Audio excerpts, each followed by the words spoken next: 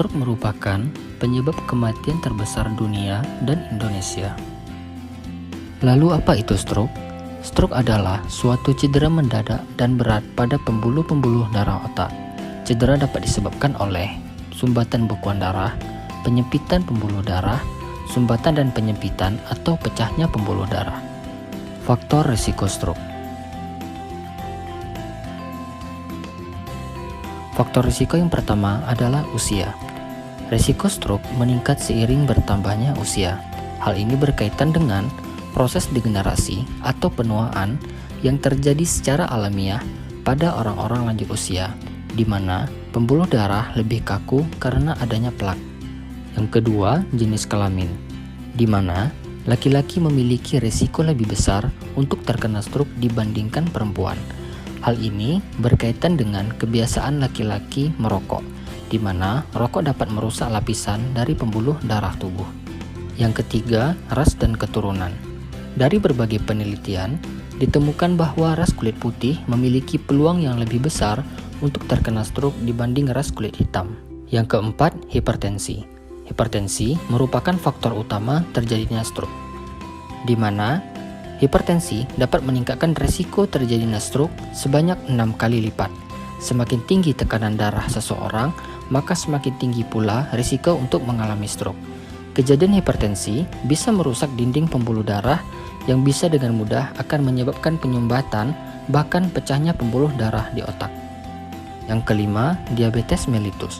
Pada penyakit diabetes mellitus, terjadi gangguan vaskular, sehingga terjadi hambatan dalam aliran darah ke otak. Pada seseorang dengan diabetes mellitus, risiko terjadinya stroke meningkat 2 kali lipat dibandingkan dengan orang tanpa diabetes. Yang keenam, polisitemia. Polisitemia atau kadar Hb yang tinggi dapat mengakibatkan darah menjadi lebih kental sehingga aliran darah menuju otak menjadi lebih lambat. Yang ketujuh, perokok. Kadar nikotin yang terkandung dalam rokok dapat menimbulkan plak pada dinding pembuluh darah sehingga akan dapat mengakibatkan terjadinya penyempitan pembuluh darah atau yang disebut dengan aterosklerosis. Yang kedelapan, peminum alkohol. Pada pecandu alkohol dapat menderita penyakit hipertensi yang mengakibatkan terjadinya penurunan aliran darah ke otak serta mengalami kardia aritmia. Yang kesembilan, hiperkolesterol.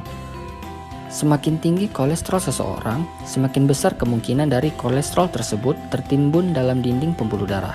Hal ini menyebabkan saluran pembuluh darah menjadi sempit sehingga mengganggu suplai darah ke otak. Yang ke-10, obesitas. Hal ini berkaitan dengan tingginya kadar lemak dan kolesterol dalam darah pada orang obesitas, yaitu biasanya kadar LDL lebih tinggi dibandingkan kadar HDL. Yang ke-11, kontrasepsi oral, khususnya pada orang dengan hipertensi, perokok, dan dengan kadar estrogen yang tinggi. Tanda dan gejala awal stroke. Yang pertama, sering pusing disertai mual dan pening yang berlangsung terus-menerus meskipun telah minum obat penahan rasa sakit. Yang kedua, muka terasa tebal, telapak kaki dan tangan kebas atau mati rasa. Yang ketiga, koordinasi anggota gerak, tangan dan kaki tidak seperti biasanya, misalnya sulit digerakkan. Yang keempat, mengalami kesulitan ketika akan mengenakan sendal jepit. Yang kelima, tangan sulit diperintah untuk meraih suatu benda. Yang keenam, benda yang semula telah dipegang erat tiba-tiba jatuh. Yang ketujuh, gagal meletakkan benda pada tempat yang pas serta sulit untuk mengancingkan baju. Yang kedelapan, tulisan menjadi jelek atau bahkan tidak bisa dibaca. Yang kesembilan, mendadak mengalami kebingungan. 10. Penglihatan pada satu mata atau keduanya mendadak buram. Yang ke-11, mengalami kesulitan menelan makanan. Yang ke-12, ketika minum sering berceceran karena minuman tidak dapat masuk ke dalam mulut dengan semestinya. Yang ke-13, mengalami gangguan kognitif dan demensia ketika berkomunikasi dengan orang lain. 14, sering kejang, pingsan, dan bahkan koma. Komplikasi stroke.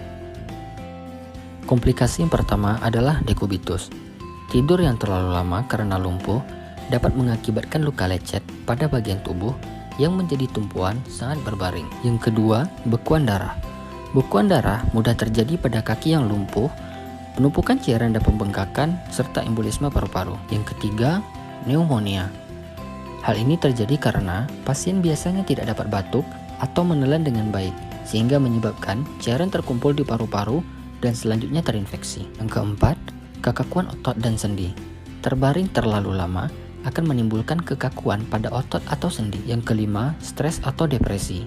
Hal ini terjadi karena penderita stroke merasa tidak berdaya dan ketakutan akan masa depan. Keenam, nyeri pundak dan subluksasi atau dislokasi.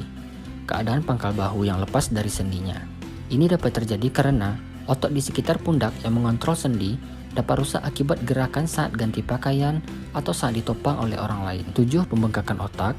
Yang kedelapan, infeksi saluran kemih, paru. Yang kesembilan, kardiovaskuler seperti gagal jantung, serangan jantung, emboli paru. Yang kesepuluh, gangguan proses berpikir dan ingatan pikun atau demensia. Penanganan awal saat terjadi stroke. Yang pertama, tenangkan diri, periksa napasnya.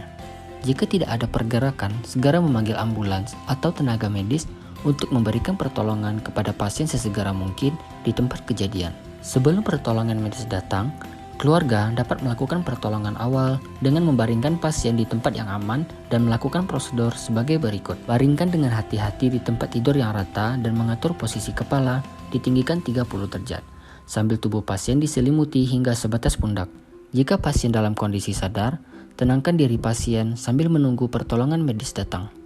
Ketika seseorang diduga mengalami serangan stroke, maka harus dilakukan pengecekan sederhana yang disingkat FAST, Face, Arm, Speech, dan Time. Segera perhatikan wajah pasien, apakah ada yang tertarik sebelah atau tidak simetris. Kemudian meminta pasien mengangkat tangan, berbicara, dan memperhatikan kapan dimulainya serangan itu. Apabila ditemukan wajah yang tidak simetris, tangan yang tidak dapat diangkat dan berbicara tidak jelas, maka selanjutnya harus segera menghubungi petugas kesehatan atau mengirim pasien ke sarana kesehatan. Jika pasien tidak sadar, lakukan pertolongan darurat dengan cara membaringkan pasien di suatu tempat yang rata dan keras, sambil mengamati tanda-tanda visual pada diri pasien untuk melakukan tindakan ABC, yaitu airway, breathing, and circulation. Hal yang perlu diperhatikan keluarga pasca stroke. Yang pertama adalah mengukur tekanan darah penderita stroke secara teratur. Yang kedua, memulai rehabilitasi sedini mungkin dan secara berkesinambungan. Yang ketiga, memilih jenis terapi yang dibutuhkan oleh penderita. Yang keempat, memberikan dukungan kepada penderita stroke.